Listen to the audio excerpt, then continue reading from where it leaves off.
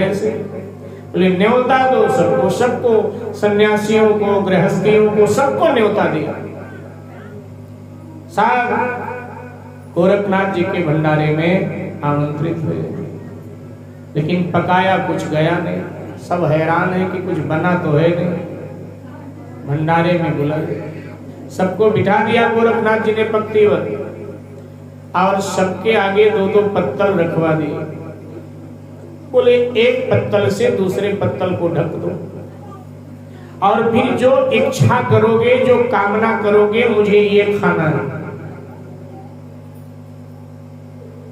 सात्विक वस्तु जो साधु संत खाते हैं, जो कामना करोगे ना, वो वस्तु तुम्हारे थाली में आ जाएगी। अब जिसकी जो इच्छा थी, पूरी, सब्जी, कचौड़ी, हलवा, दाल, चावल, रसमलाई, रसगुल्ला, मालपुआ, जो कल्पना करें। पत्तल ऊपर का हटावे तो देखा थाल में लबालब भरा है। सब खाने लगे, जय जयकार करने लगे, जय हो गोरखनाथ जी की, जय हो गोरखनाथ जी की। अच्छा, कुछ दुष्ट भी वहां बैठे थे, कुछ दुष्ट भी बैठे थे। देखो, भंडारा हो चाहे कथा हो, सब अच्छे लोग नहीं आते, कई शैतान भी आते हैं, दुष्ट भी आते हैं, अनुभव होगा। ध्यान दीजिएगा। एक संत हुए महाराष्ट्र में, एकनाथ जी महाराज। तो एकनाथ जी महाराज पंढरपुर में कथा कह रहे थे। महाराष्ट्र में एक स्थान है पंढरपुर, चंद्रभागा नदी के तट पर। ध्यान से सुनिएगा, आप लोग भी ध्यान से सुनो। बच्चे लोग आपके काम का है, आगे काम आएगा। तो कथा कह रहे, कथा में 3 स्त्रियां सबसे पहले आती थी, युवा उम्र की, नौजवान। 3 स्त्रियां सबसे पहले आ जाए, महाराज के आने से पहले ही आगे सबसे आगे बैठ जाए। और जब महाराज जी कथा करने बैठे तो स्त्रियां बिल्कुल एकटक महाराज की ओर नजर लगा करके बैठे। अच्छा, हम कथावाचकों की ना ये आदत होती है, स्वभाव होता है, जब देखते हैं ना कि किसी का ध्यान बिल्कुल व्यास गद्दी की ओर है, तो अक्सर कथावाचक फिर उधर ही ज्यादा हाथ उठा उठा के कथा को समझाने की कोशिश करते हैं। समझते हैं कि भाई ये बड़े ध्यान से सुन रहे हैं। तो अब एकनाथ जी महाराज अधिकतर उन्हीं 3 स्त्रियों की ओर हाथ उठावे और समझाने की कोशिश महात्मा जी करें। अब वहां 4 नवयुवक बैठते थे पीछे, शैतान दिमाग के। तो उनकी नजर गई 1 दिन, 2 दिन, 3 दिन, तो उनको लगा कि जरूर दाल में कुछ काला है, बाबा का और इन 3 स्त्रियों का जरूर कुछ है। तभी तो ये 3 पहले सज धज के आके बैठ जाती हैं, और बाबा जी भी इन्हीं की तरफ हाथ उठा उठा के समझाते हैं, बड़ा ध्यान रखते हैं। चलो आज पीछा करते हैं, देखते हैं कि किसके घर की ये स्त्रियां हैं। आज जब प्रसाद बंट गया और स्त्रियां बाहर निकली तीनों, तो उन 4 युवकों ने उनका पीछा किया। वो समझ रहे थे ये पंढरपुर की होगी। अब चलते चलते वो पंढरपुर शहर पार कर गए, जंगल की ओर जाने लगे।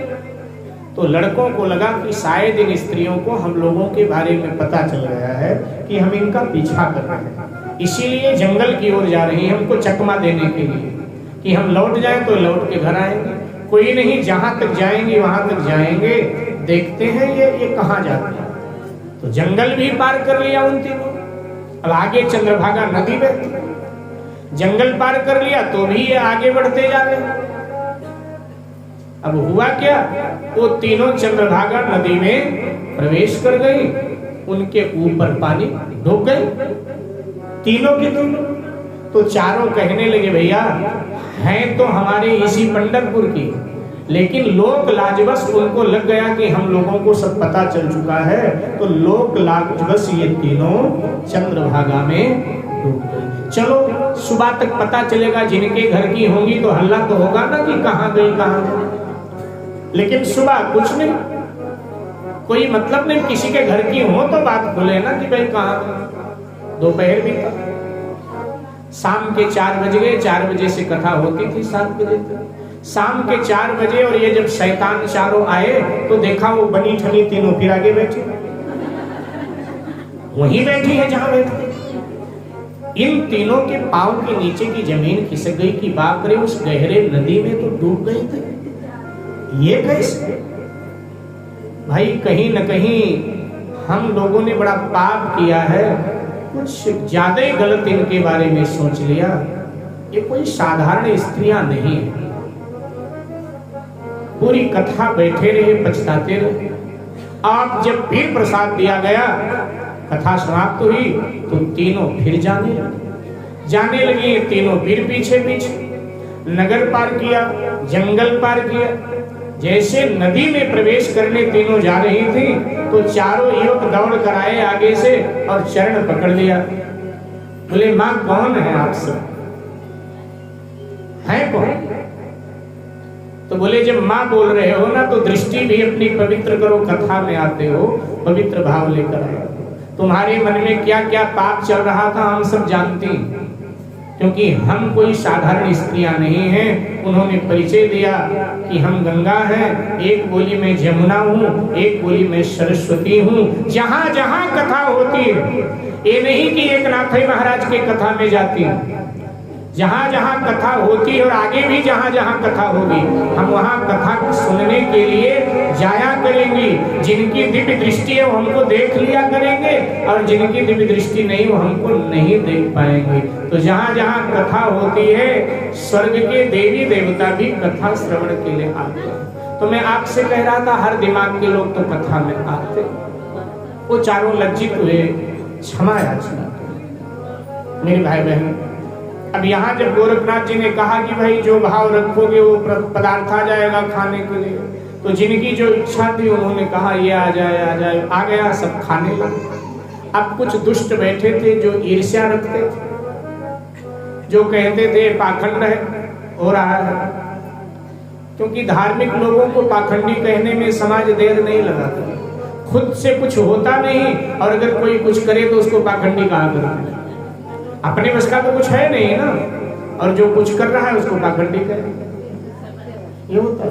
उनको ईर्ष्या होती है कि हमसे कुछ हो नहीं हो रहा, ये कैसे कर रहे हैं, आदत होता है दुनिया। तो कुछ दुष्ट लोग भी बैठे थे भंडारे में, उन्होंने कामना किया कि हमारे पत्तल में सर्प आ जाए, बिच्छू आ जाए। अब जैसे ऊपर वाला पत्तल उठाया तो एकदम सांप फुंकार उठे, बिच्छू एकदम उछल पड़े। अब एकदम चिल्ला करके उठे, ये क्या आ गया, ये क्या आ गया महाराज, ये देखो क्या आ गया। गोरखनाथ जी ने कहा जो तुमने इच्छा किया वो आ गया। बोले महाराज नहीं, हमें तो पुआ चाहिए, भगवान चाहिए, ये चाहिए, वो चाहिए, क्या करेंगे? गोरखनाथ जी ने कहा हमारे भंडारे से तुम लोगों को कुछ भी नहीं मिलेगा, क्योंकि साधु का अपमान करने के लिए तुमने ऐसा किया, तो इसलिए यहां से कुछ मिलने वाला नहीं। बोले हम भूखे हैं, क्या करें, कहां जाएं? बोले इन सांपों को ले जाओ, दरवाजे दरवाजे दिखाओ, और मेरा नाम लोगे तो मेरे नाम से तुम्हें भोजन लोग दे दिया करेंगे, रोटी दे दिया करेंगे। गोरखनाथ जी ने एक प्रकार का श्राप दे दिया। बोले तुम्हारे वंशज भी गली मोहल्ले में, गांव गांव में सांप दिखाया करेंगे और सांप दिखा दिखा कर अपनी जीविका चलाएंगे। लोग मेरे नाम से तुम्हें भोजन दे दिया करेंगे, युग कोई भी हो भोजन तुम्हें मिलता रहेगा। मेरे भाई बहन, वहीं से सपेरा जाति की उत्पत्ति हुई है। सपेरा, इससे पहले सपेरा जाति का उल्लेख नहीं है। यहीं से सपेरा, वही लोग सपेरा हो गए। उनके जो वंशज हैं ना, आज भी उनसे कई बार पूछो ना किस जाति के हो, तो कहते हैं हम नाथ हैं। क्या है? या कहते हैं जोगी हैं, या कहते हैं हम नाथ हैं। आप पूछो किसके वंशज हो, तो कहेंगे गोरखनाथ जी के हैं। गोरखनाथ जी तो सन्यासी थे, वो गृहस्थ तो थे नहीं, लेकिन वो गोरखनाथ जी ने कहा था कि मेरे नाम से ही तुम्हारे वंशज, तुम्हारी पीढ़ियां मांगती खाती रहेंगी। तो कहते हैं कि जी हम नाथ हैं या हम गोरखनाथ जी के वंशज हैं। तो सपेरा जाति की उत्पत्ति मेरे भाई बहन वहीं से हुई है। ये प्रसंग बताता है कभी भक्त को सताना, दुखाना नहीं चाहिए, उसकी परीक्षा नहीं लेनी चाहिए। तो इस तरह